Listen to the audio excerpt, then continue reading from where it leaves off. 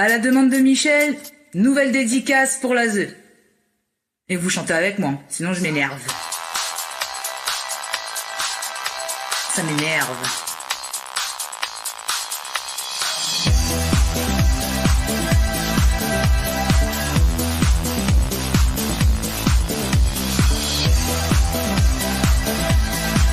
Qu'est-ce que ça m'énerve.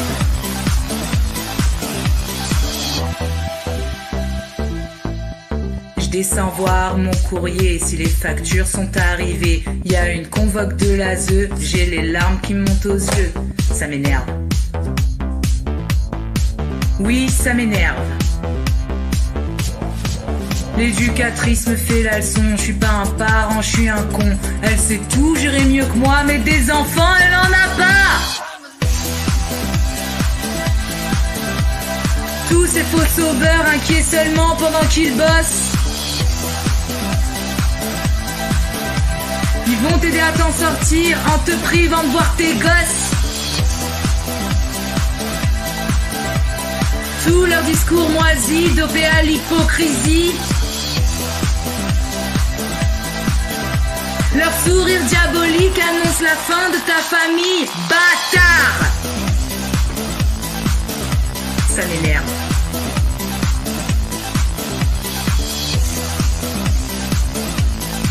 Oui, ça m'énerve. À la visite médiatisée, tu te dis ça va bien se passer. Il faut trouver un truc à te reprocher et les visites sont supprimées. Ça m'énerve. Je tente une défense, j'ose demander une audience. La juge me dit « Vous maltraitez ?» Ta gueule, ça devrait pas tarder. Elle m'énerve. Mon Dieu, que m'énerve. Ils feront tout pour que tu te mettes en colère. Te feront passer pour une mauvaise mère. Tu passes du paradis à la misère. Sur de fausses accusations, ah, c'est la guerre. Tous ces faux sauveurs inquiets seulement pendant qu'ils bossent. Ils vont t'aider à t'en sortir en te privant de voir tes gosses. Toutes les fausses mimiques qu'ils se collent sur le visage. De gros enfoirés avec des têtes d'enfants sages. Ça m'énerve tous ces gens qui croient encore en ces pourris.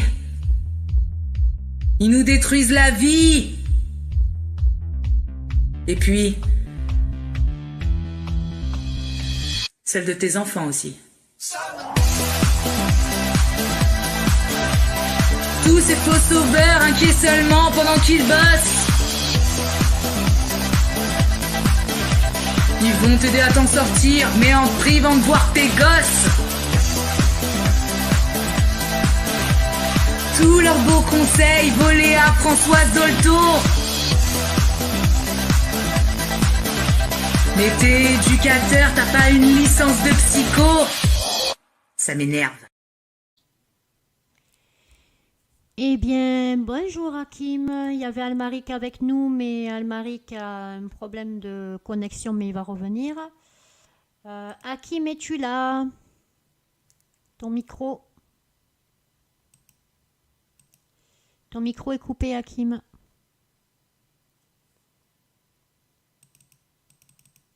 Allô, allô. Oui, bonsoir. Coucou, Hakim. Voilà, tu peux faire apparaître. En fait, à mon sens, pour faire venir plus de people, Oui. mettre en avant Almaric, Amalric et donc voilà. ton interlocuteur pour que les gens voient dans le titre en cherchant Almaric revient, sur je te YouTube donne, qu'il y a je te toi, donne la, moi. je te donne la parole en suivant. On recoupe les micros. Si. Recoupe Bonsoir à les- tous. Bonsoir Almaric. Amalric. Almaric, est-ce que tu peux te présenter, s'il te plaît, nous dire qui tu es pour ceux qui ne te connaissent pas, un petit peu ton parcours, et puis après nous dire tout ce que tu as envie de dire concernant ton petit frère, concernant tout ça. Bonsoir Soussou. Bah moi, je suis Amalric Galmiche de base.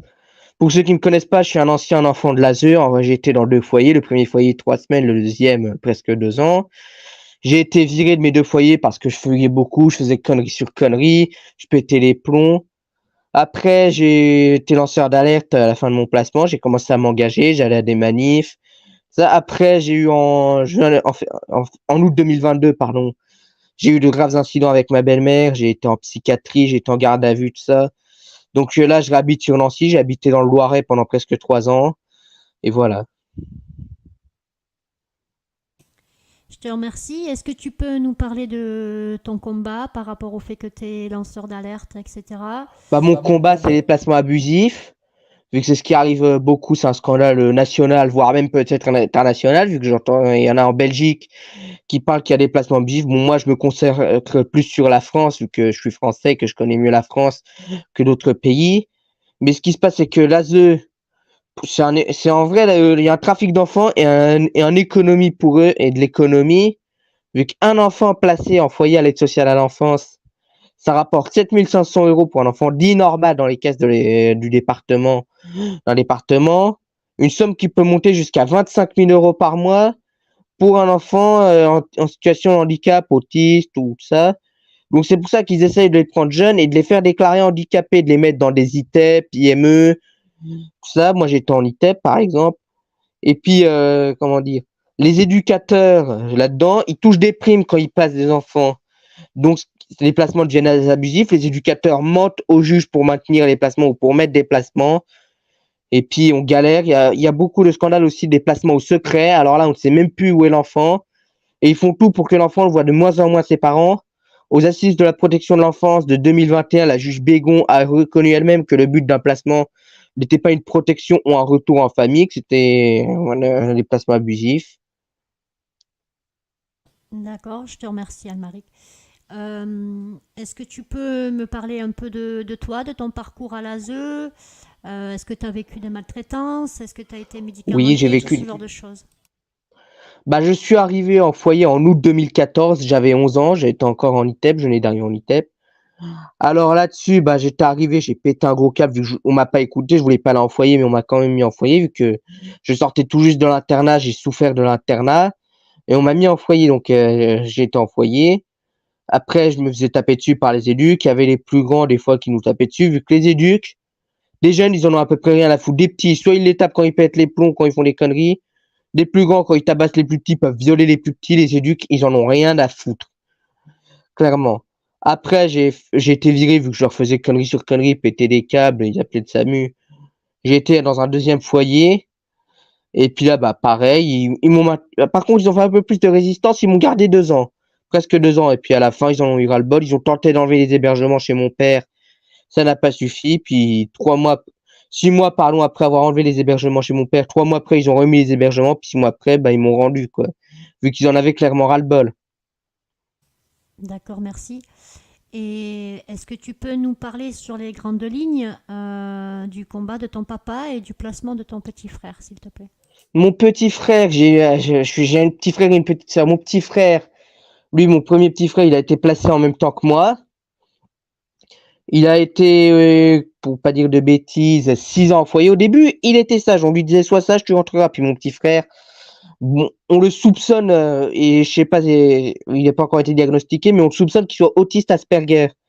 Il y a cru qu'il fallait être sage pour rentrer.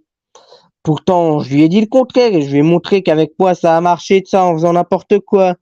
Vu que, bon, faire des bêtises, on appelle tous, entre guillemets, faire n'importe quoi, même si là-dessus, c'est pas trop faire n'importe quoi. Mais entre guillemets, pour rester poli, on va dire que c'est faire n'importe quoi. Il y a pas cru. Et puis les foyers disaient non, ton frère il fait n'importe quoi, tu vas voir qu'un coup il va finir en foyer très loin. J'ai jamais fini en foyer très loin, j'ai jamais été replacé, donc il mente. Et mon petit frère, un coup il en a eu marre, il faisait n'importe quoi au foyer, il pétait des crises, il fuguait. Et ben il est rentré lui aussi. Après, par contre, ce qui s'est passé, c'est qu'il y a eu un incident chez ma mère. Ils se sont battus. Bon, moi j'étais chez mon père pendant ce temps-là, mais il a été replacé. Et là, il est placé jusqu'à sa majorité. Mon dernier petit frère qui a 5 ans, il a jamais été placé. On est parti avant qu'il se fasse replacer. Et puis ma sœur qui est placée, par contre, elle, on ne sait plus où elle est depuis 2018. Ce qui s'est passé, c'est qu'il y a eu une amie à ma belle-mère, une soi-disant amie, moi je dirais plus une hypocrite, Elle a dit à ma belle-mère, ah, tu peux me prêter la petite, tout ça, j'ai besoin. Et des fois, ma belle-mère lui demande, elle a de la garder à cette amie. Et cette amie a été voir son médecin traitant, a été dire qu'elle a vu mon père maltraiter la petite, qu'elle l'a tapé dessus, tout ça, et qu'il ne supportait pas les pleurs, et plein de conneries. Le médecin a fait un signalement, et le soir même, quand la petite a été prise chez le médecin, était rendue après, il y a eu les policiers de Pont-à-Mousson qui sont venus pire que pour l'arrestation d'Al Capone, les pistolets, gilets pare-balles. Ils nous ont pris la petite. Ils ont dit, une patiente a été voir son médecin traitant pour dire qu'il vous a vu maltraiter la petite. Et puis ils ont pris la petite, ils sont partis. Moi, j'ai eu une nuit très difficile. J'ai mal dormi. Le lendemain, j'ai même dormi en cours. J'ai failli me faire virer du collège pour ça en plus. Et puis j'étais parti. Après, on a été voir un avocat avec mon père et ma belle-mère. Bon, moi, ils m'ont pas trop parlé, mais ils ont plus parlé entre mon père et ma belle-mère. Après, on est rentré. Pendant 2 ans, on avait à peu près 1 heure de visite. Moi, j'avais pas de visite pendant presque 6 mois. J'ai galéré à négocier avec mon éducatrice AEMO pour avoir une visite avec ma sœur. Après, l'année suivante, j'ai été en apprentissage. Une semaine, tous les 3 semaines, je voyais ma sœur vu que j'étais au CFA. Après, j'allais aux visites avec mes parents voir ma sœur. Et puis après, il y a eu le placement au secret. Au début, il y avait des visites, des sorties. Et du jour au lendemain, ils ont vu qu'il y a eu soi-disant une visite où j'ai voulu aller. Ils m'ont dit, toi, t'as pas le droit d'entrer, là, juste te l'interdit. J'ai dit, pourtant, la pouponnière, ça se passait bien de ça. On s'est emmanché. Je me suis limite battu avec l'éducatrice. Depuis, elle a fait un rapport au juge. Le juge a fait une audience, a supprimé les visites et les sorties. Nous, on a dû déménager vu que mon père était en liquidation judiciaire, vu que son cabinet, il a pas tourné, il a coulé. Donc, il a déménagé, vu qu'il a trouvé un pôle médical en salarié. Donc, il a trouvé un travail. Et on a déménagé de la Lorraine, de Nancy, entre Nancy et Metz, Pont-à-Mousson, près de Plessis, jusque dans le Loiret, près de Montargis. Et puis, j'ai été déménagé. Je suis resté 3 semaines vu que je supportais pas la région et ça se passait mal avec ma belle-mère. Vu que depuis le placement de ma sœur, avec ma belle-mère, on est devenu en conflit. Après, ma belle-mère est restée, elle a failli me virer, on s'est battu. Je suis rentré chez ma mère en Lorraine. Et l'ASE a tenté de me replacer. J'ai resté 6 mois chez ma mère. Et je suis rentré à Courtenay dans le Loiret, près de Montargis, parce que ça se passait mal. Puis je suis resté 3 ans dans le Loiret. Puis à la fin, il y a eu une grosse bagarre. J'ai commencé à m'engager. Tout. Ma belle-mère, elle supportait pas mon engagement, en disant que j'allais peut-être un peu trop loin. Je lui ai dit non, faut vraiment dire les choses correctement pour pas que ça arrive. Nous, ça nous arrive, on ne supporte pas. Et puis après, ça a fait la une du journal. Mathieu Klein, cette travailleur social et un médecin qui était devant le tribunal. Ce qui s'est passé, c'est qu'on a inscrit en faux. Bon, moi, j'y étais pas, c'est mon père et ma belle-mère plutôt qui l'ont fait, qui ont inscrit en faux les rapports mensongers de l'ASE en prouvant que l'ASE mentait. Ils ont fait faire un constat via l'huissier de justice. L'huissier de justice a dû transmettre aux sociaux, aux médecins qui a fait des faux, aux éducateurs, et eux, ils ont pas recouvert les faux. Donc, on les a mis au tribunal de procès. L'avocate nous a dit qu'en 2 minutes, elle pouvait faire jouer la nullité.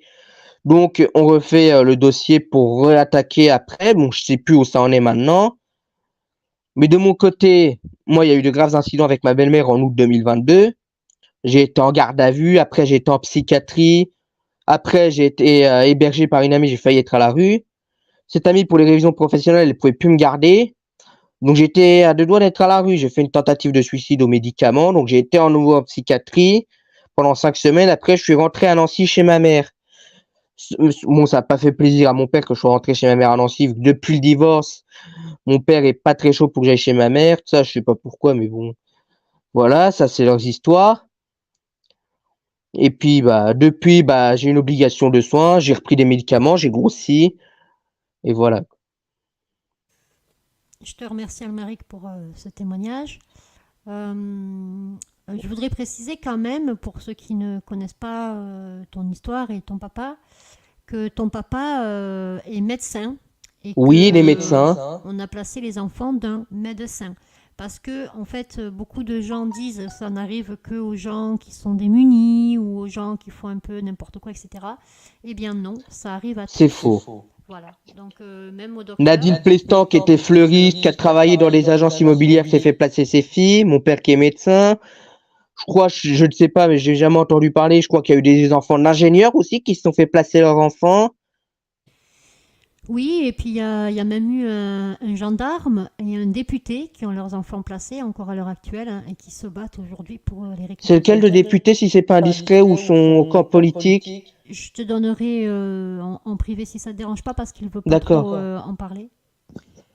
Voilà. Mais on peut, enfin, il nous autorise à dire qu'il est député et que lui aussi, il a essayé d'aider les enfants un peu comme l'a fait Jean Lassalle, qui maintenant est accusé de choses immondes. Oui. Voilà, donc bon, bref. Mais en tout Bah cas, maintenant, dès qu'on essaye de parler de tout ça, dès qu'on essaye de parler des placements abusifs, on nous accuse d'extrémistes, de complotistes, de racistes. On a même déjà été accusé d'être des néo-nazis, ce qui est complètement faux. oui, voilà, parce qu'en fait, ils n'acceptent pas qu'on puisse dire des vérités. Qui dérange. Qui dérangent, hein, voilà. Donc, voilà. Est-ce que tu peux éventuellement parler un peu de tout ce qui te choque, de tout ce que tu aimerais éventuellement. Bon, déjà, ce qui te choque dans toutes ces structures, dans ces placements et tout ça. Bah c'est choquant qu'il y ait des éducateurs qui ne fassent rien, mais qui en ont rien à battre, que des plus grands violent des petites filles. Bon, moi, j'ai jamais été accusé de victime, en tout cas de violence sexuelle. Moi, je me serais pas laissé faire. Il y en a une fois un jeune qui a tenté de me baisser le froc. Je lui ai mis une grosse baffe, il a pu oser m'emmerder. Vu que j'ai un caractère, excusez-moi du terme, mais de merde. Et là-dessus, c'est infernal. Des éducateurs qui sont censés protéger les enfants.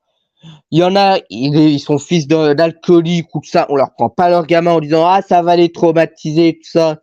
Par contre, pour des placements abusifs, on y va et on mytho bien pour moindrir les placements ou placer. Mais il y a tout qui est choquant là-dedans, les placements abusifs, ce qui se passe dans les foyers. Les foyers, généralement, ils sont crades. C'est les mairies qui vendent au département des bâtiments qu'ils ne veulent plus. Ils font quelques travaux et encore après, ils mettent les gamins dedans. Et puis surtout, ils vont jusqu'à prendre des gosses internationaux. Et ça peut arriver aussi. Ils prennent des mineurs isolés étrangers, les mettent dans des foyers pour que ça rapporte plus. Et ils font aussi beaucoup de les prendre très jeunes, de les séparer très jeunes de leurs parents, qu'ils aient plus de parents, entre guillemets, pour qu'à 18 ans, ça ne s'arrête pas, qu'ils aient encore le contrat jeune majeur pour que ça continue à rapporter jusqu'à 21 ans. Alors les gamins, les jeunes, excusez-moi comme vous voulez, les mômes, comme on dit en Lorraine, ça, les jeunes, à 18 ans, si vous avez encore des parents, ou que vous avez encore des contacts avec vos parents, vous savez où sont vos parents, ne signez surtout pas le contrat jeune majeur. Fuyez l'ASE, retournez chez vos parents. Je te remercie, Almaric. Et est-ce que tu peux nous dire ce que tu aimerais en fait qui change?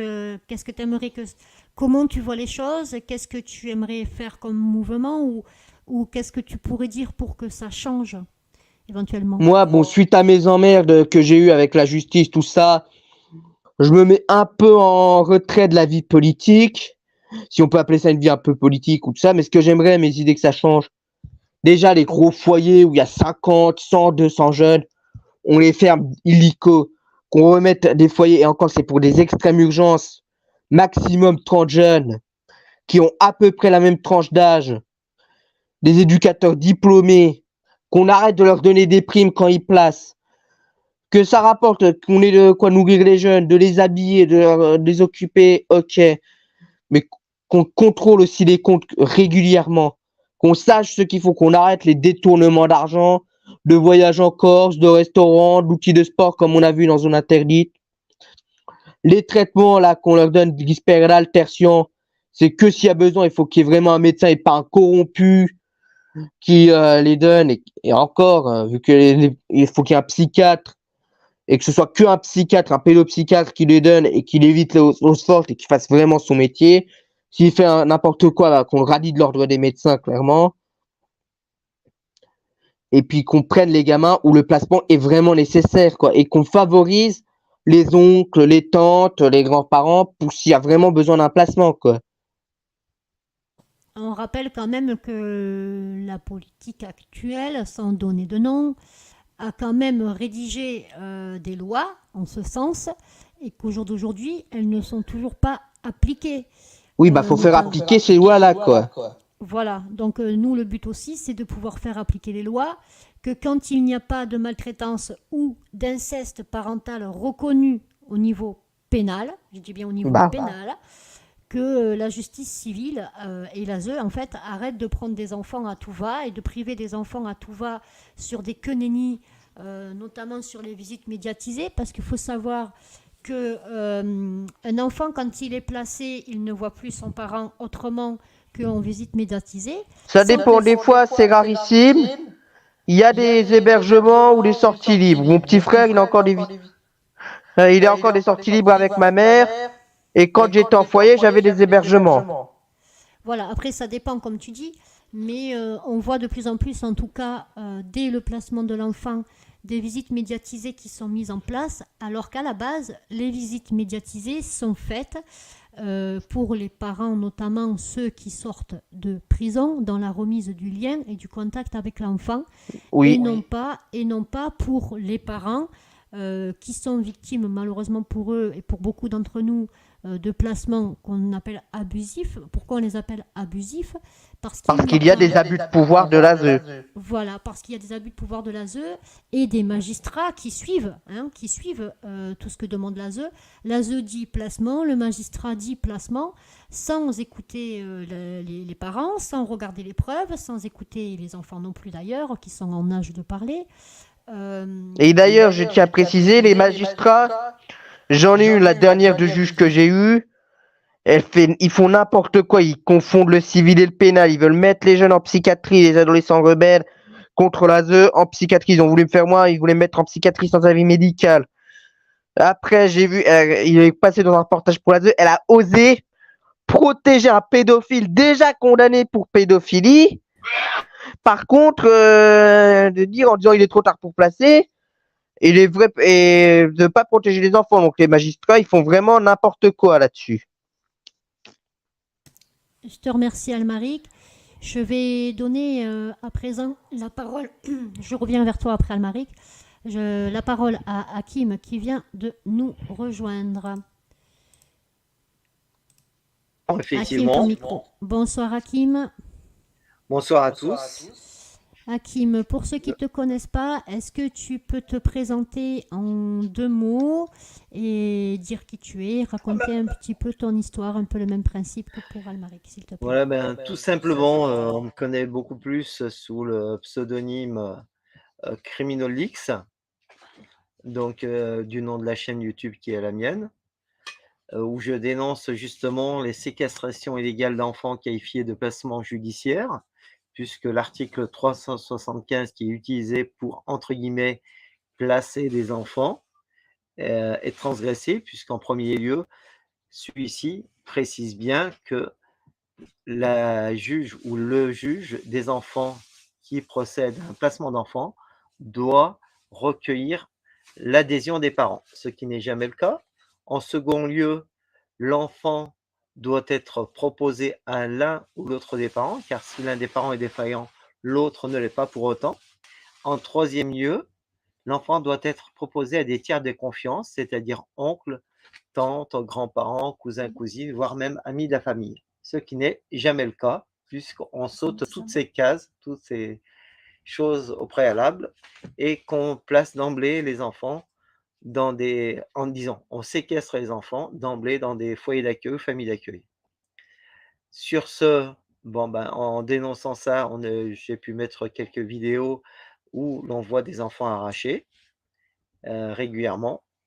La vidéo d'un enfant arraché en direct qui a été supprimée déjà 2 fois par YouTube sur ma chaîne.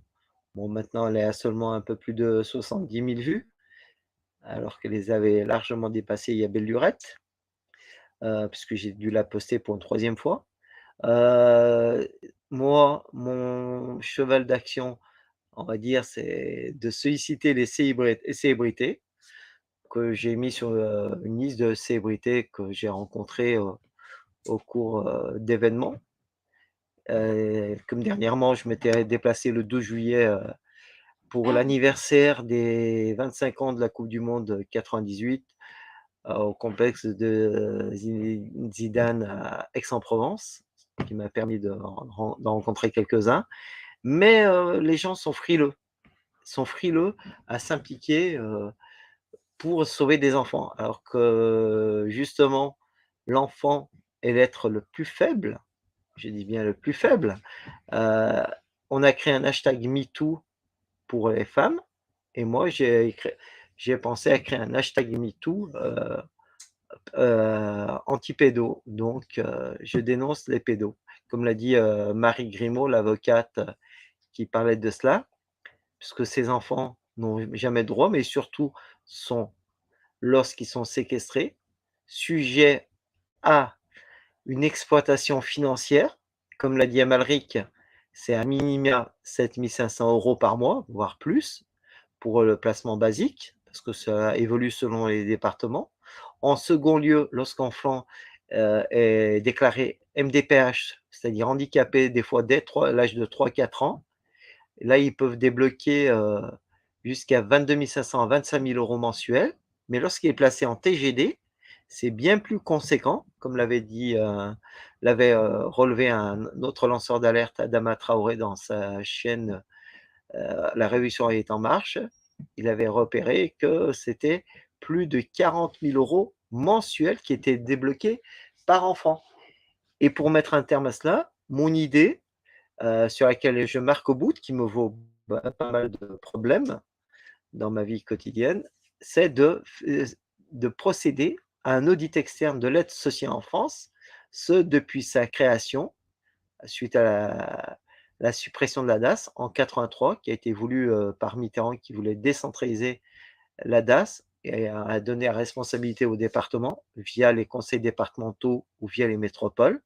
Donc un audit externe qui permettrait de démanteler, je dis bien démanteler, une organisation pédocriminelle du nom de la pieuvre, car j'ai été briefé par des policiers qui m'ont interpellé à Paris, qui m'ont vu évoluer avec des panneaux dénonçant les exactions commises à l'encontre d'enfants innocents. Donc ils m'ont dit que vous attaquez la pieuvre pédocriminelle, qui est composée majoritairement de membres de l'aide sociale en France et de membres de tribunaux tels que les juges des enfants, et ainsi que d'associations satellitaires telles que les Sauvegardes, Olga Spitzer & Co. Un simple audit externe de l'aide sociale en France permettrait de démanteler ce réseau, et aussi, je demande aussi un audit externe justement des dossiers de magistrats impliqués dans les séquestrations illégales qualifiées de placement judiciaire. Et du fait que je marque au bout sur ces positions-là, ça me vaut pas mal d'inimitié, et ça m'a valu des gardes à vue injustifiées. J'ai même été condamné à 6 mois ferme et 6 mois avec sursis, alors que soi-disant j'ai rencontré l'homme le plus puissant de France, en l'occurrence notre président de la République, Emmanuel Macron, qui m'a donné la carte de son chef de cabinet, Brice Blondel. La présidence a contacté la préfecture du Rhône, qui m'a contacté en me disant que la présidence les avait contactés. Mais comme je dénonce des pédocriminels de haute volée, parce que je précise, tout acte criminel perpétré contre un enfant est un acte pédocriminel. La pédophilie en étant une infime partie, mais le fait de séquestrer un enfant, de le violenter ou de le maintenir de force dans un lieu qui n'est pas celui qu'il souhaite est un acte pédocriminel. Car comme un enfant va avoir un psychiatre, il va avoir un pédopsychiatre. On affuble le terme psychiatre du préfixe pédo. Et maintenant, je soutiens ton action, celle d'Amalric, parce que comme vous êtes des lanceurs d'alerte, vous devez vous aussi vous recommander, faire reconnaître comme lanceur d'alerte en contactant le défenseur des droits via un numéro de téléphone que je peux vous transmettre et qui vous reconnaîtra cette qualité, ce qui vous vaut aussi beaucoup de déboires, que ce soit toi ou Amalric et bien d'autres. Et donc, ainsi, vous pourrez aussi demander, je donne la solution à tous les parents qui veulent récupérer leur enfant, c'est d'utiliser l'article 10 de la Convention internationale des droits de l'enfant qui permet à tout parent de quitter le territoire national, donc la France, en bénéficiant du soutien de l'État. Je peux vous lire vite fait l'article 10 afin que vous puissiez l'enregistrer et bien le noter, ou sinon vous savez comment me contacter via ma chaîne YouTube donc, qui est donc la Criminal Leaks. Je vais vous donner cela. Je vais vous donner cela. Article 10, je le relève. Parce que beaucoup de personnes l'ignorent. Alors que c'est hyper simple de quitter le territoire accompagné de son enfant. Donc même toi, Sandra, si tu veux quitter, tu demandes à quitter la France, tu vas bénéficier du concours de l'État pour justement récupérer Sonny et repartir avec lui. Et ainsi que Amalric qui pourra proposer ça à son père pour libérer son frère. L'article 10. Alors, je vais vous le citer. Alors. Quand il me le dit à moi en cachette, il me dit qu'il exclut pas de parler à mon père. Après, sous mon prise de ma mère, il dit qu'il veut plus habiter chez mon père. Après, du côté de ma sœur, bon, j'ai pas de nouvelles de mon père. Et mon père, il veut surtout pas quitter la France vu qu'il est médecin. Il a un problème cardiaque, il a maintenant un problème cardiaque, donc de santé. Donc, je sais pas s'il va vouloir quitter la France. Ah non, non, mais en fait, il y a une chose. Il peut demander à quitter la France et après, décider du laps de temps qu'il la quitte. Il peut dire que je quitte définitivement la France et pour des raisons X, Y, Z, dès qu'il a libéré son enfant, il peut très bien lui-même revenir seul et faire par exemple, comme vous n'êtes pas loin de la Moselle, en Moselle, vous n'êtes pas loin de la Belgique, il peut très bien avoir son domicile en Belgique et faire des allers-retours en France, ou même s'installer en France et quitte à laisser à l'abri son fils avec des proches ou des gens en qui il a confiance. Parce que l'article 10 dit bien, de la CIDE, Convention internationale des droits de l'enfant, dit eu égard, attends, attends, là, je suis, alors, hop, j'y reviens, hop, parce que, comme je le disais, cet article 10 dit que l'État s'engage à ce que l'enfant puisse bénéficier donc du concours de l'État lorsque les parents décident de quitter le territoire français. Et ça, beaucoup de gens l'ignorent trop souvent. Et il y en a beaucoup qui m'ont contacté quand je leur ai appris cela. Ils m'ont dit, mais justement, on ne demande que ça, pas plus tard qu'aujourd'hui. Il y a une maman qui m'a contacté encore tout à l'heure et je lui ai dit, ben voilà, dorénavant, il faut te fier à l'article 10 qui dit que l'État s'engage à ce que lorsque les parents décident de quitter le territoire, au titre de la réunification, ils soient accompagnés de leurs enfants sans que cela leur cause quelque préjudice que ce soit. Donc là, il n'y a aucune gêne. Vous pouvez quitter le territoire français 1 mois, 2 mois, et si pour une raison X, Y, Z, ça ne vous sied pas, vous pouvez revenir et revenir dans un autre département, tout simplement. Et donc là, vous verrez s'il y a vraiment persécution de la pieuvre via ces membres de l'aide sociale en France et de la magistrature. Donc si on vous met le grappin dessus quand vous revenez, c'est que visiblement l'organisation a bien maillé le territoire, comme l'ont dit les policiers. Il s'agit bien d'une pieuvre pédocriminelle qui n'est là que pour empêcher des enfants d'évoluer favorablement et épanouis Et donc, comme l'a dit un membre de l'aide sociale en France, disons, l'aide sociale en France de la métropole de Lyon m'a affirmé en 2019 que leur but était de formater des enfants pour en faire des terroristes, des tueurs de juifs.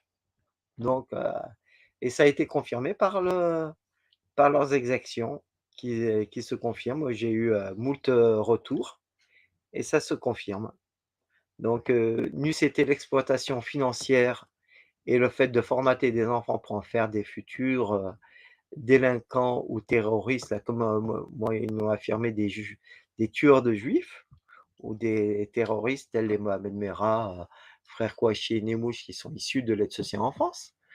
Toi, Amalric, vu que tu as été victime de cela, tu as l'occasion magnifique, en récupérant ton dossier intégral auprès du tribunal, auprès de l'aide sociale en France, auprès des autorités médicales via la loi Kouchner du 4 mars 2002, via aussi la loi d'accès aux dossiers administratifs de la CADA du 17 juillet 1978, article 753-78, tu peux avoir accès à tous les documents administratifs te concernant et ensuite, hop, te constituer partie civile contre les différentes personnes impliquées dans ta séquestration. Je ne sais plus, mais de mémoire, tu t'es présenté. Toi, tu as été présenté au moins à 2 reprises devant le juge des enfants, lorsque tu étais, entre guillemets, placé. Tu peux confirmer cela?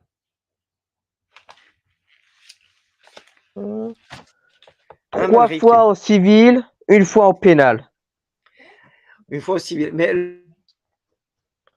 3 fois au civil, 1 fois en pénal. ah oui, est-ce que tu peux expliquer pourquoi on t'a placé initialement? Bah, de base, leur dire, c'est qu'il y a eu une altercation entre mon père et ma mère, et que c'est pour ça qu'ils m'ont placé, pour conflit parental. Mais après, on le sait tous que c'est pour de l'argent qu'ils m'ont placé. Oui, mais ils ont précisé du fait qu'il y avait un conflit parental.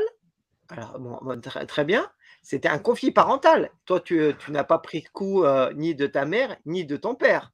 Non. Par contre, Voilà. après le conflit parental, après cette fameuse bagarre, ma mère est partie. Elle est revenue. Après, elle est partie dans l'appartement de mon beau-père. Et ils habitent plus ensemble depuis, mon père et ma mère. Donc, il y avait plus lieu de voir le placement vu que le conflit parental, le motif de base du placement, était parti. Vu que ma mère habitait plus chez mon père. Donc, il pouvait plus y avoir le conflit parental. Donc, le placement était abusif. Voilà. Et toi, est-ce que tu étais présent aux audiences? La première, non. Après, les suivantes, oui. Et tu t'es exprimé et tu as eu l'occasion de demander ton retour auprès de ton père ou de ta mère. J'ai demandé le retour de chez mon père en 2015, quand ça faisait 9 mois de placement, quand j'avais la première audience. Ils m'ont maintenu le placement pour 1 an, et où ils ont supprimé les vacances chez mon père. Donc j'ai empiré mon bordel, je me mettais à fuguer, tout ça. Après, ils m'ont enlevé les hébergements, vu que... Pas fuguer, ne dis surtout pas fuguer. Par contre, moi je te conseille de dire plutôt le terme adéquat, comme l'ont dit la plupart des enfants qui m'ont contacté, qu'ils s'évadaient du lieu de séquestration. S'évader, oui, voilà. Donc s'évader, je m'évadais du lieu de séquestration, si tu préfères. Ah bah, après, j'ai eu une altercation, je me suis battu avec une éduque. J'ai pété un câble, je me suis battu avec une éduque. Elle a appelé les flics, elle a simulé qu'elle sentait plus son bras. Bon, passons. Elle a porté plainte contre moi, j'ai été en garde à vue. Après, mon père, il parlait plus à l'éduc de l'ASE, vu qu'il dit je parle pas aux menteurs et tout ça, il lui a dit. Et puis l'ASE, il dit il travaille plus avec nous, donc on veut pas rendre l'enfant. Et ils ont demandé la suppression des hébergements, l'éduc. Et après, donc il a enlevé les hébergements. Moi, j'ai encore empiré en pétage de plomb, en conneries, en évasion. Après, au bout de 6 mois, au bout de 3 mois, en mars 2016, fin mars 2016, on passe en appel. Bon, moi, j'y suis pas. La juge remet les hébergements. Là, après, je repasse en avril. La juge maintient la confirmation en appel que les hébergements sont maintenus. Mais elle me maintient les placements jusque juillet. Et en juillet, je suis parti du foyer. Eh bien, ouais, parce que en fait, pourquoi je te dis ça? C'est que, évasion. Pourquoi? Parce qu'en fait, j'ai constaté, quand on va schématiser, sur 1 million d'enfants, entre guillemets, «placés», en fait séquestrés, puisqu'ils sont séquestrés par le recours à la force physique, ben, 100 de ces enfants ont tenté ou envisagé de s'enfuir, de s'évader du lieu où ils étaient retenus prisonniers. Il y a pas très longtemps, j'ai mis une vidéo concernant un garçon qui était, entre guillemets, «placé en Belgique» et dont les parents vivaient à Dunkerque et il venait de s'enfuir pour la 5e fois et ils ont mis encore une fugue d'un garçon, un rouquin, ils ont fait une, disparition inquiétante parce qu'ils ne savaient pas où il se trouvait. Ils l'ont placé en Belgique alors que ses parents habitent, ils l'ont placé, séquestré en Belgique alors que ses parents habitent, à Dunkerque, en Et France. ils n'ont pas le droit. Voilà. Mais il y Ils a n'ont pas le beaucoup droit de faire d'enfants. quitter les enfants du territoire français quand ils sont placés. Et je suis même pas sûr qu'ils aient le droit de placer un enfant hors du département où l'enfant vit les parents. Par exemple, Voilà. moi, je vis en Meurthe-et-Moselle, je continuerai à vivre en Meurthe-et-Moselle. Si je viens avoir mes enfants et que j'habiterai en Meurthe-et-Moselle quand j'ai mes enfants, ils n'auront pas le droit de me les placer au-delà de la Meurthe-et-Moselle. Et si je viens déménager en Moselle, bah, ils devront me les mettre en foyer à Metz. Mmh. Je crois qu'il y a une loi comme Voilà, ça, je suis pas sûr, mais. ouais. Je me suis rendu compte que donc 1 million d'enfants, en schématisant, 1 million d'enfants qui ont été victimes de la pieuvre pédo via une séquestration, et en foyer d'accueil ou en famille d'accueil, 100 ont tenté ou envisagé de s'enfuir. Alors que devant 1 million d'enfants qui vivent normalement chez leurs parents, il y en a peut-être 100 sur 1 million, c'est-à-dire 0,001 qui ont envisagé ou tenté de s'enfuir et là, ça s'appelle de la fugue, effectivement. Mhm. Mais on ne peut pas qualifier de fugue quelqu'un qui fuit un lieu où il est séquestré à l'encontre de son plein gré. Et Ouais. concernant l'application de l'article 10 de la CIDE, Convention internationale des droits de l'enfant, qui précise, conformément à l'obligation incombant aux États parties en vertu du paragraphe 1 de l'article 9, toute demande faite par un enfant ou ses parents en vue d'entrer dans un État partie ou de le quitter aux fins de réunification familiale est considérée par les États parties dans un esprit positif avec humanité et diligence. Les États parties veillent en outre que la présentation d'une telle demande, donc, d'une telle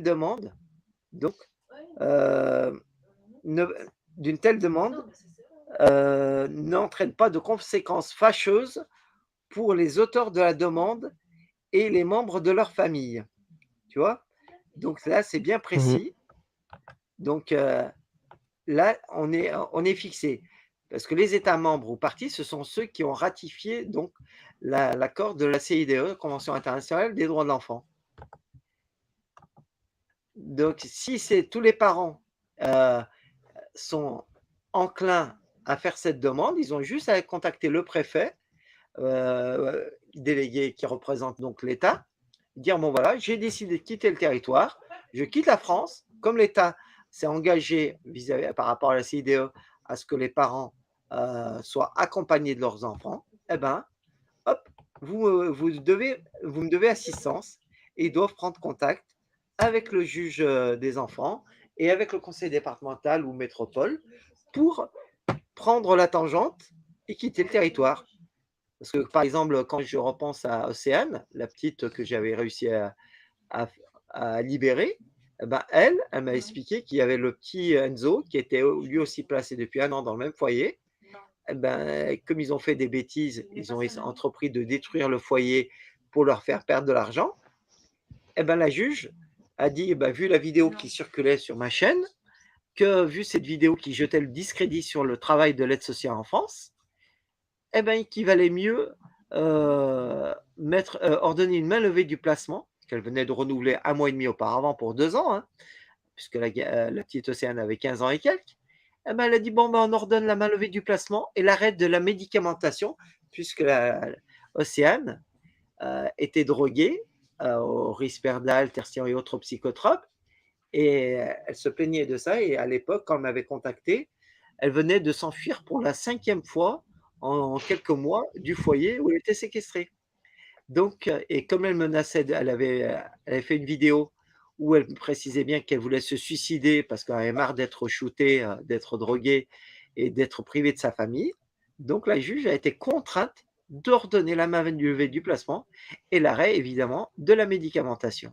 Donc plus de risperdal, plus de tertian et grâce à cela, non seulement elle a été libérée, mais le petit Enzo pareillement et les parents du petit Enzo, comme l'a appris Océane, eh ben, ont décidé de quitter le territoire à la vitesse grand V dans les quelques jours qui ont suivi pour éviter qu'il y ait une nouvelle mesure de placement à domicile, PAD, ce qu'on appelle un PAD, qui permettrait aux services sociaux de venir se réimpliquer dans leur vie, de s'immiscer dans leur vie et éventuellement de replacer l'enfant, comme ça a été le cas pour Pauline Bourgoin, quand on a voulu lui reprendre sa fille lorsqu'il y a eu des nouveaux faits. Hmm. Et Sandra, à toi l'honneur, toi aussi tu devrais informer les gens sur ce qui t'arrive. Mais déjà, merci Hakim pour tous ces renseignements et puis pour ton témoignage. Oui, ben moi, qu'est-ce qui m'arrive? Ben, pour ceux qui me connaissent, ils me connaissent, mais pour ceux qui ne me connaissent pas, moi, je suis donc une ancienne enfant placée. Voilà, qui a Pour quel vécu. motif? Alors, pour quel motif? J'ai été placée parce que ma maman travaillait, elle faisait les saisons.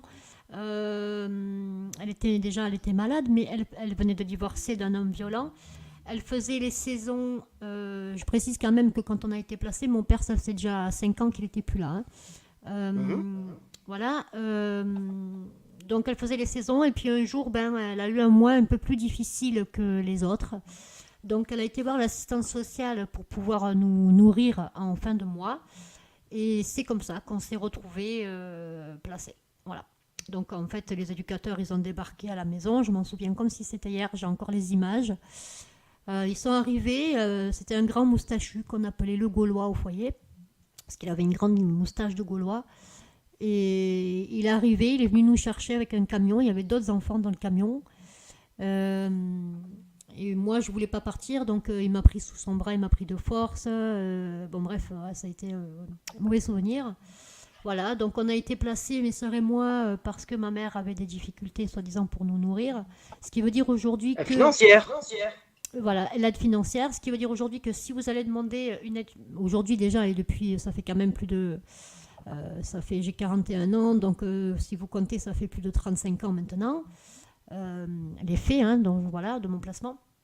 Donc voilà, donc si vous aviez à l'époque, comme aujourd'hui, demandé une aide financière, parce que voilà, ça arrive à tout le monde des fois d'être un peu en fin de mois un peu juste, eh bien on peut vous prendre vos enfants, on peut placer vos enfants. C'est ce qui est arrivé à moi et à mes sœurs à l'époque. Voilà, donc ça c'est pour mon parcours de mon placement. Ensuite, j'ai été placée en foyer comme en famille d'accueil jusqu'à ma majorité.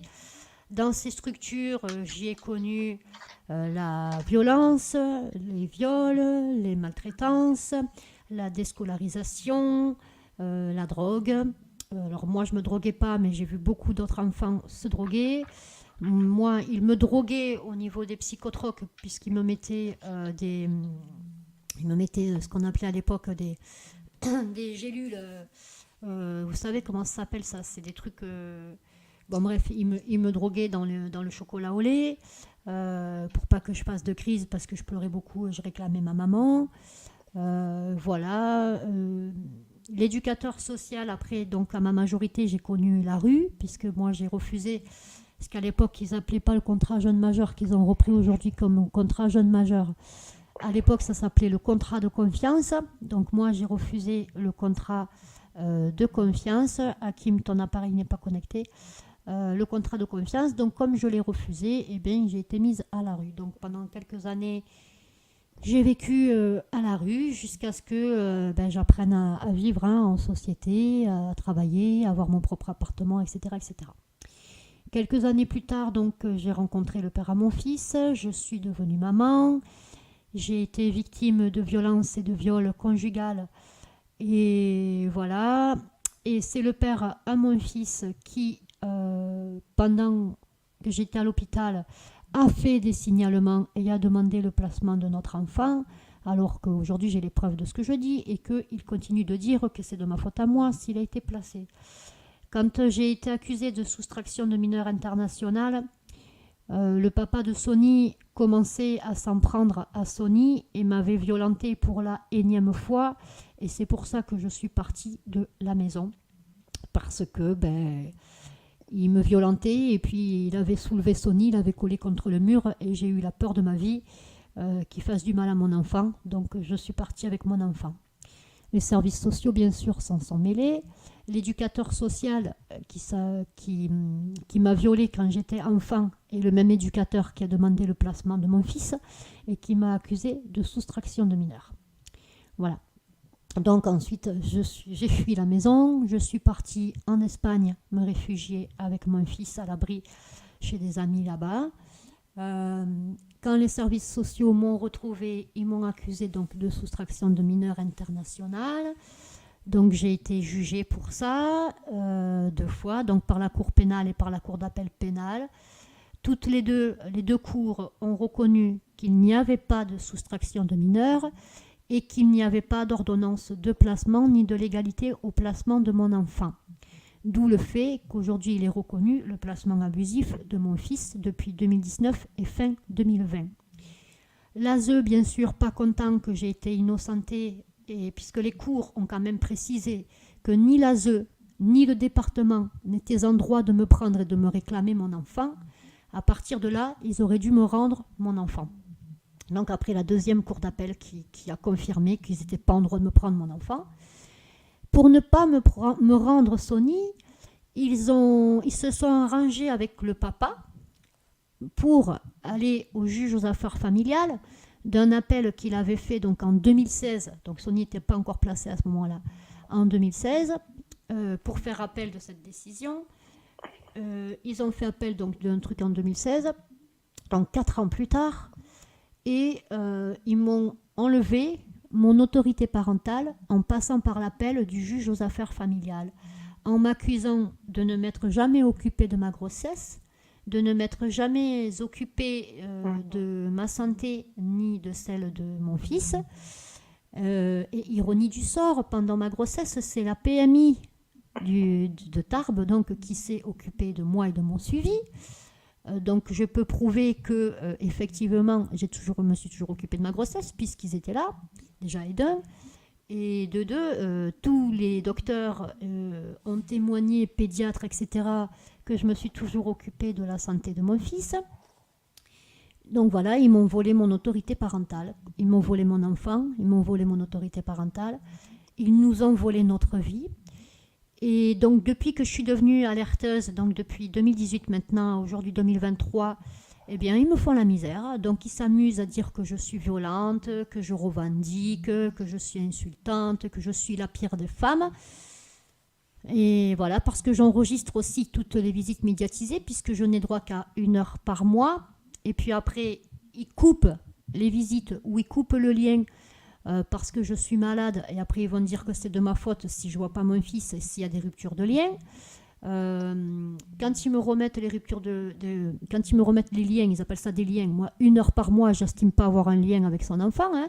C'est plutôt participer à la destruction et à la rupture du lien avec votre enfant. Voilà, donc en gros, vu que je suis devenue alerteuse et que j'en sais beaucoup sur eux et que je dénonce beaucoup sur eux, notamment sur un directeur qui se permet, lui, de me demander à moi, à maman, de travailler la séparation avec mon enfant. Ce qui veut dire qu'il me demande à moi, maman, d'apprendre à abandonner mon fils et d'apprendre à mon fils à ne plus avoir de maman. C'est scandaleux. Ça, c'est un directeur de foyer. Ce même directeur qui se permet de déclarer des enfants vivants au foyer pendant que ces enfants-là sont dehors, en fugue, et qui leur interdit l'accès au foyer quand ils veulent revenir des fugues. On a aussi une chef de service, toujours sur Tarbes, qui maintenant est partie dans le Lot, qui, elle, mon fils dénonce les violences qu'il subit chez son père et en famille d'accueil. Et pour sa défense, Madame la chef de service nous dit que c'est pas grave si le papa donne des fessées à notre enfant, qu'à l'aide sociale à l'enfance, la maltraitance, qu'il y a une proportionnalité à la maltraitance et que la fessée est proportionnelle. Voilà, nous avons affaire à ce genre de personnage. Encore une autre qui, elle, est directrice, sous-directrice de structure dans laquelle est placée, dans laquelle on est suivi avec son père aujourd'hui. Elle a sa fille, donc sa fille à elle, à cette directrice, qui travaille dans un centre éducatif fermé, donc des mineurs en prison censés être rééduqués, et qui ramène de la drogue, du shit à ces gosses. Voilà. Et donc, comme je sais tout ça, comme j'ai les témoins de tout ça, et comme je dénonce tout ça, eh bien, on me fait la misère en m'interdisant de voir mon fils ou en me salissant devant le juge des enfants ou les cours d'appel pour que je n'ai aucun droit et que, voilà, ils me font la misère. Et puis, bien sûr, ils protègent un homme, donc le père à mon fils, qui, lui, pourtant, au niveau des tribunaux de là où il est né, c'est-à-dire à la Côte d'Azur, il est reconnu violent, il a été condamné pour violence, interdit d'approche de ses propres parents, de sa propre famille. Il a été condamné pour stup et j'en passe. Et après, on vient me dire que les policiers et les gendarmes ne font pas leurs enquêtes. Donc, moi, je les invite à faire leur enquête et puis d'aller voir quel est vraiment ce genre de personnage. J'ai été entendue récemment par les gendarmes les audios en question dans lesquels le père reconnaît être violent avec son enfant, dans lequel il nous insulte, dans lequel il nous menace, etc., etc. On voit bien que lui, de son côté papa, il fait tout, ce sont ses mots, pour me détruire et pour ne pas que j'ai notre enfant. Donc voilà un peu mon parcours, mon histoire. Aujourd'hui, mon fils est placé chez son père contre son gré, comme il était placé en famille d'accueil contre son gré. Il est placé chez son père contre son gré. Ils disent qu'il ne réclame pas sa maman et qu'il ne veut pas me voir alors que c'est faux. Ils disent aussi, dans le dernier jugement que j'ai reçu aujourd'hui de la cour d'appel, puisque bien sûr je demande d'avoir des droits de visite et d'hébergement et à ce que le placement de mon enfant soit levé, clairement. Et il continue de dire qu'il faut que... l'ironie du sort, c'est qu'on m'enlève mon autorité parentale, soi-disant parce que je ne m'occupe pas des soins de mon enfant, alors que je peux prouver que c'est faux. Par contre, le papa, lui, qui lui, aujourd'hui, dit clairement que mon fils n'a pas besoin des soins qui lui sont apportés aujourd'hui au niveau psychomotricité, au niveau CMP, etc., etc. Il ne fait rien pour arrêter les soins, déjà d'une part, et il ne les fait pas non plus, en sachant que mon fils, aujourd'hui, a été circonscrit, non pas par Olivion, mais parce que le docteur qui a dû opérer mon enfant, à ce niveau-là, au niveau intime, donc, parce que mon fils n'était pas soigné. Il n'était pas soigné au niveau du zizi, il a chopé des choses pas très cool au niveau du zizi, à tel point qu'au départ, le docteur avait dit de mettre des crèmes. Ces crèmes-là, cortisone et tout ça, le papa et la famille d'accueil en question n'ont pas fait les soins qu'il fallait, à tel point qu'aujourd'hui, il a fallu opérer mon fils et donc lui couper la peau pour pouvoir lui sauver le zizi. Donc quand on me dit que monsieur ne s'occupe pas des soins et que c'est lui qui est à la maison avec Sony et que moi on m'enlève mon autorité parentale sur des choses aussi immondes et que lui on ne lui dit rien, limite ils vont dire que c'est normal s'il ne s'occupe pas des soins et qu'il a besoin d'un accompagnement en ce sens. Dans ces cas-là, alors pourquoi on ne me donne pas d'accompagnement à moi et pourquoi on ne me laisse pas voir mon fils librement? Ils disent aussi que je suis violente avec Sony. Eh bien j'attends, ou que je revendique devant lui. Alors déjà, je peux prouver tout ce que je dis, j'enregistre, contrairement à eux, même si ça ne leur plaît pas, parce qu'ils me reprochent d'enregistrer, mais je m'en fous, je continuerai. J'enregistre toutes les visites médiatisées pour montrer et prouver au procureur et à qui voudra bien l'entendre que je n'ai jamais revendiqué quoi que ce soit devant mon enfant, que je ne suis pas violente envers mon enfant, comme eux, ils le disent, au niveau des juges des enfants, pour me priver de droit de visite libre ou d'obtenir la main levée du placement. Voilà, donc où j'en suis aujourd'hui. Et voilà. Donc aujourd'hui, ben moi, je continue d'alerter, je continue de me battre. Et maintenant, je vais pas parler de moi, par contre, je vais parler d'un papa, avant de vous redonner la parole à Amalric et Hakim. Voilà, il y a un papa qui s'appelle Grégory, qui depuis plus de 70 jours maintenant campe devant le ministère de la Justice à Paris. Et il appelle tous les parents de France et de Navarre soit à venir le rejoindre et à camper avec lui, soit à faire comme lui et à camper devant les institutions concernées, tribunal, ASE, département, etc. Et effectivement, il a raison. Tant que nous ne serons pas en nombre, que nous ne ferons pas, et comme vous le savez, depuis 5 ans qu'on en parle, depuis 5 ans qu'on dénonce, il n'y a rien qui a bougé, il n'y a rien qui a changé, c'est de pire en pire. Même plus, moi, ça fait même 6 ans que j'en parle. Et ce que j'appelle, c'est de faire comme les gilets jaunes, qu'on bloque les ronds-points, qu'on tracte les placements abusifs, qu'on parle des placements abusifs, qu'on bloque les sorties d'autoroute, qu'on mette les péages gratuits, qu'on bloque les péages. On bloque tout, on bloque le pays. Voilà. Donc il faut faire des choses concrètes, des mouvements concrets. Donc en ce qui me concerne, à partir du 7 août à Tarbes, je vais moi aussi lancer des mouvements. Le 10, à partir de mi-septembre, nous faisons une conférence. Il y a une association qui propose une conférence pour lesquelles sont invités Morad El Attab ainsi que Marion Sigaud. Nous le faisons sous réservation dans le but déjà contre les placements abusifs, contre le wokisme, contre la pédocriminalité, etc. etc. Nous faisons par réservation dans l'unique but d'éviter surtout les détracteurs et puis aussi pour aider l'association à pouvoir se maintenir puisqu'elle défend non seulement ces causes-là mais aussi plein d'autres causes au niveau du handicap, au niveau de tout ce qui se passe aujourd'hui dans notre société. Voilà, donc cette association propose mi-septembre à Tarbes. Donc voilà, si vous voulez y participer pour éviter les détracteurs et les trolls et tout ça, de passer par moi et moi ensuite je donnerai vos contacts à l'association concernée puisque nous ne donnerons pas le lieu par sécurité sauf aux invités ou aux gens ayant réservé. Voilà.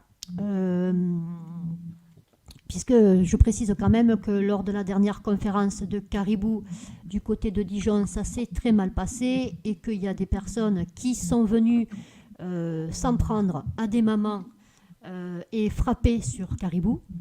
Donc, Ah bon oui, voilà, parce que... Ça, mais Christophe, il me l'a pas dit. Ben non, parce que voilà, mais voilà, donc ça s'est mal passé là-bas pour... Waouh. Voilà, donc on a été Ah, obligés il faut de- parler. Alors, si tu parles de Christophe, ça me fait penser à Christophe qui m'avait contacté un jour, un dimanche, pour me demander le live que j'avais fait où apparaissait Delphine de Montluçon. Et pourquoi? Parce que la pauvre Delphine, qui était volontaire, qui avait créé sa chaîne, ils ont plusieurs chaînes YouTube et plusieurs comptes sur Facebook, mais régulièrement, elle faisait sauter ses comptes avec une chaîne où elle parlait de rapt d'enfants via l'ASE. Elle était très volontaire lorsqu'elle était apparue dans mon live. Et malheureusement, quand Christophe m'a contacté pour avoir le lien de ce live, il m'a expliqué qu'il venait d'apprendre 1 heure auparavant le décès de Delphine, qui, en pensant à sa petite fille dénommée Nélia, qui avait 5 ans, s'était mise à pleurer comme une madeleine, les chutes du Niagara, et subitement, elle est tombée sur le sol devant son compagnon. Boum, elle était morte. Voilà. Un peu plus de 42 ans, si j'ai bonne mémoire. Voilà, donc oui, effectivement, Hakim, cette année, on a perdu des mamans et des papas. Donc ça aussi, je voulais le relever en tant qu'alerteuse. Nous avons beaucoup de parents qui meurent à cause de leur santé et à cause de l'épuisement du combat. Et nous en avons d'autres, parents comme enfants, hein, bien sûr, qui se suicident à cause de ces privations abusives de liens. Ou Qui déclenchent des maladies auto-immunes. Voilà, qui déclenchent des Comme maladies. le papa de Amalric, je pense. Voilà, et comme moi aussi, hein. Faut pas oublier qu'il y a quelques mois de ça, Exactement. j'ai failli mourir, hein, j'ai fait un gros burn-out. Je suis quand même tombée jusqu'à 31 kilos, j'ai failli y rester. Là, j'ai du mal à remonter, mais je fais ce que je peux pour tenir le coup. C'est pour ça qu'on ne me voit pas à la caméra, parce que je ressemble un petit peu à un zombie ces derniers temps. Donc voilà. Mais voilà, tout ça pour dire que je souhaite vraiment que les parents courageux se réunissent, se bougent vraiment. Parce que vous connaissez tous maintenant, je pense, ou du moins les trois quarts. Il faut que les autres, ils arrêtent aussi d'avoir peur et qu'ils nous rejoignent. Parce que c'est pas en restant dans le chantage. Si vous vous battez, vous perdez la seule heure de visite minable que vous avez. Il faut que ça s'arrête. Donc, personnellement, moi, Venez je, masquer. voilà, venez masquer s'il faut. Moi, j'aime Sony.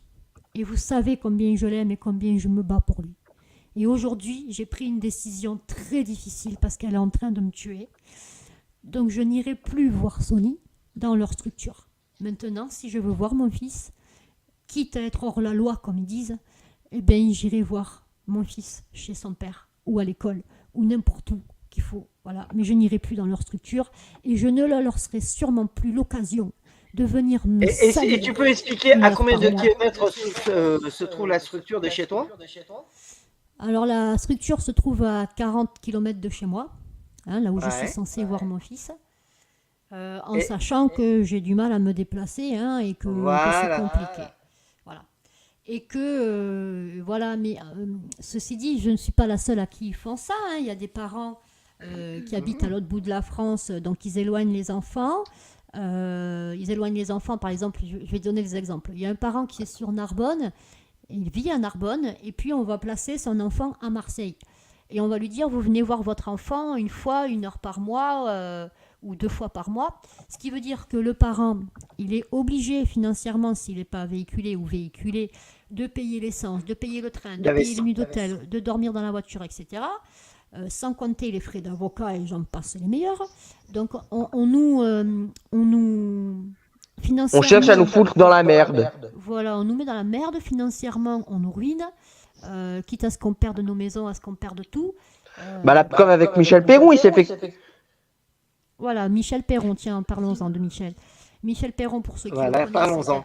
est un papa qui s'est battu pendant des années aussi pour faire reconnaître le placement de ses enfants. Ce papa, ils l'ont tellement La ruiné, séquestration. justement, à séquestrer ses enfants. Ce papa, ils l'ont tellement ruiné, justement, Michel, si tu nous écoutes, on te passe le bonjour, on te fait de gros bisous, qu'il s'est retrouvé finalement à la rue, quand même, de chez lui, à l'heure actuelle où je vous parle. Je suis là peut-être une des rares à avoir de ces nouvelles et je peux vous dire qu'il est mal, Michel, il est à la rue. Et pourtant, il est obligé de rester là où il est pour pouvoir continuer de se battre pour ses enfants. Donc, par exemple, s'il voulait être hébergé par un ami qui habite ailleurs, eh bien, il ne peut pas parce que c'est pas qu'il ne veut pas, c'est qu'il ne peut pas. Parce que financièrement, ils lui ont coupé les vivres, donc il n'a plus de RSA, il n'a plus rien. Comme ils ont fait à un autre papa que je vais citer aussi, qui s'appelle Patrick Klekens, qui est le papa de Kim Léa. Il habite pas loin, il habite sur Nancy, lui. Voilà, à lui aussi, ils lui ont coupé les vivres. Donc voilà, Patrick n'habite plus sur Nancy. Mais voilà, en fait, ils font tout pour pas que vous puissiez vous défendre, ni payer vos avocats, et éventuellement aussi vous ruiner financièrement pour que voilà.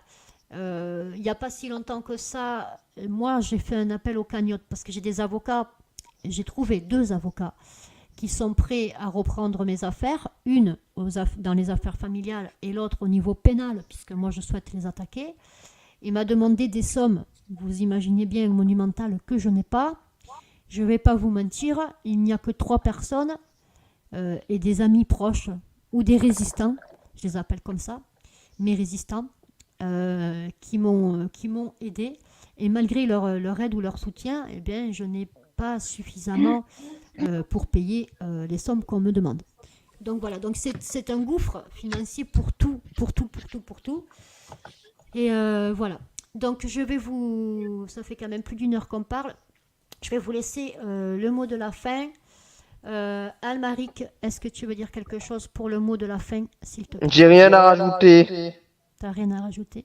Ok, merci. Hakim, est-ce que tu veux dire quelque chose pour le mot de la fin, s'il te plaît?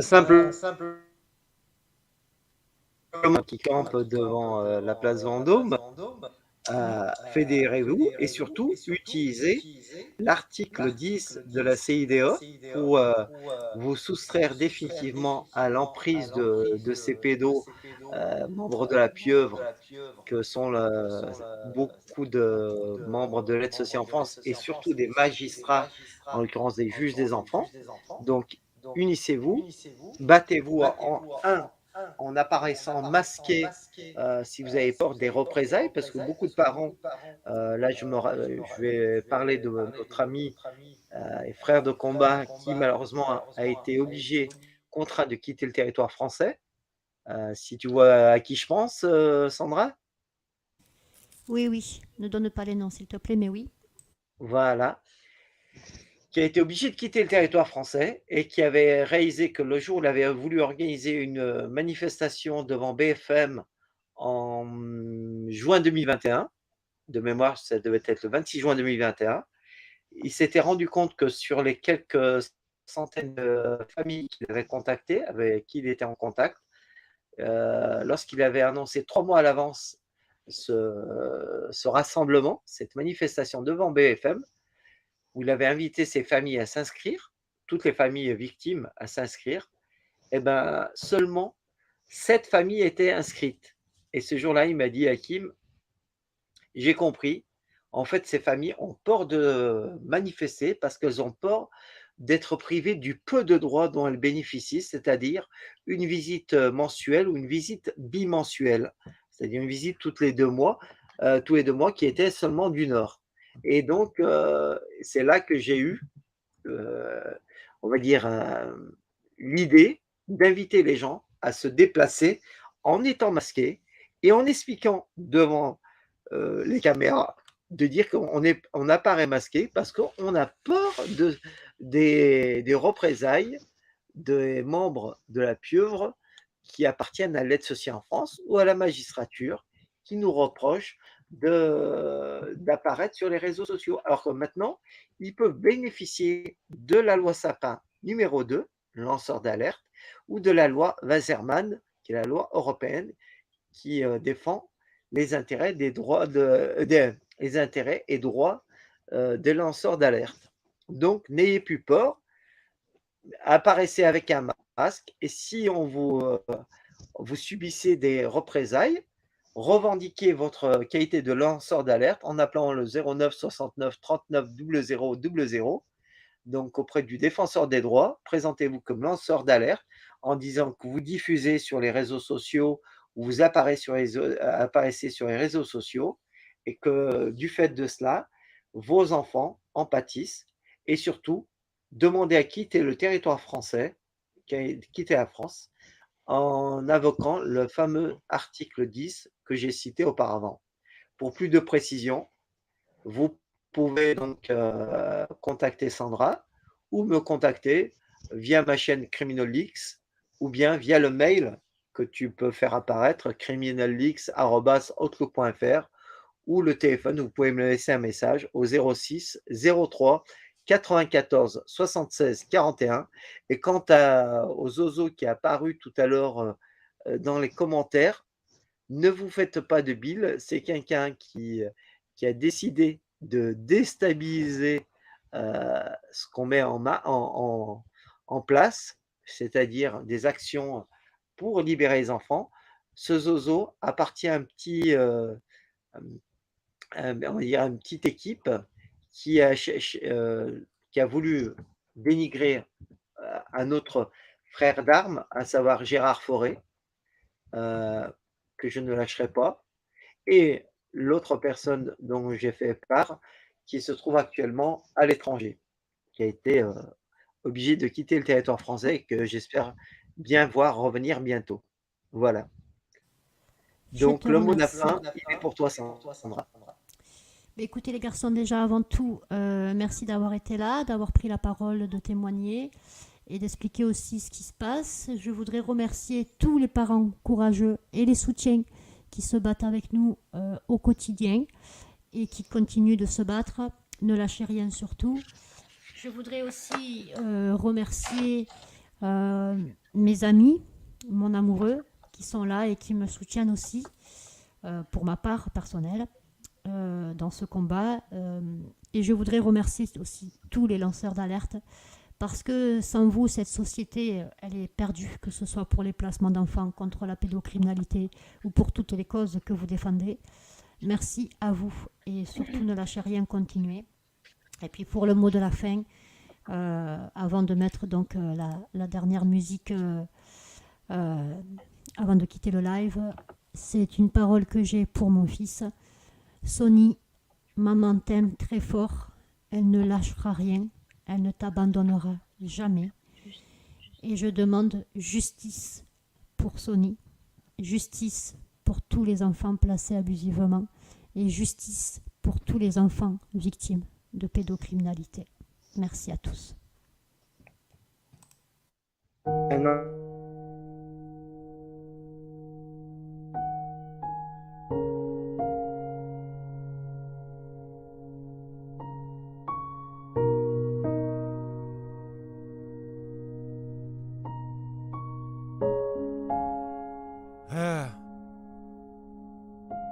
On m'a dit, ouvre-toi au monde, ne reste pas dans ta solitude. Regarde au loin, l'horizon est sombre, apprends même de ton attitude. Les plus grands rêves sont permis. Laisse-toi envahir par la gratitude. Chaque espoir sur ta route sont promis. Donne-leur une chance, juste un peu d'altitude. On m'a dit, observe la nuit, toutes les étoiles dansent entre elles comme l'univers et le silence de l'infini. Ressens tous les bienfaits de sa mélodie, tes plus beaux sourires ont disparu. Laisse-toi le droit de les chercher, quand le cœur est noir, rien n'est perdu. Donne de la lumière pour le libérer. On m'a dit, prends enfin ton envol spirituel, profite des vibrations qui ensorcellent. L'éternel se trouve au fond de l'essentiel. De toute façon, tu seras tout seul un jour au bout du tunnel. On m'a dit, on t'a coupé les ailes pour ne pas que tu puisses les déployer. On voulait juste que tu nous restes fidèle comme un chien pour pas te laisser aboyer. On m'a dit, tu vas grandir et tu oublieras toutes tes années passées dans la tempête. Nos jugements te forgeront un caractère, tu verras. Mais pour l'instant je te demande de te taire. L'adulte pense tout savoir tel un dieu vivant. Des ordres et des jugements à tout bout de champ concernant l'enfant. Mais à cette époque je ne pouvais rien faire. Aujourd'hui l'enfant est devenu adulte et père. On m'a dit, retire tous les bons souvenirs sans que j'en comprenne la définition. Oublie les moments aux éclats de rire, car de toute façon tu en payeras l'addition. On m'a dit, impossible pour une évasion. Nous sommes les bergers, nous avons le bâton. Reste à ta place, tu n'es qu'un mouton. Nous sommes ceux qui t'enlèveront à tes parents. On m'a dit, veux-tu être séparé de ta sœur et ton frère, de cet amour sans barrière? Tu en seras coupable, mais incapable d'en parler face au diable. Je m'imaginais en super-héros, tel un samouraï. On m'a dit, n'essaye pas, ne rêve pas, ton enfance est foutue avant même qu'elle commence. Éloigne-toi de ta confiance, derrière ton barreau, tu n'es plus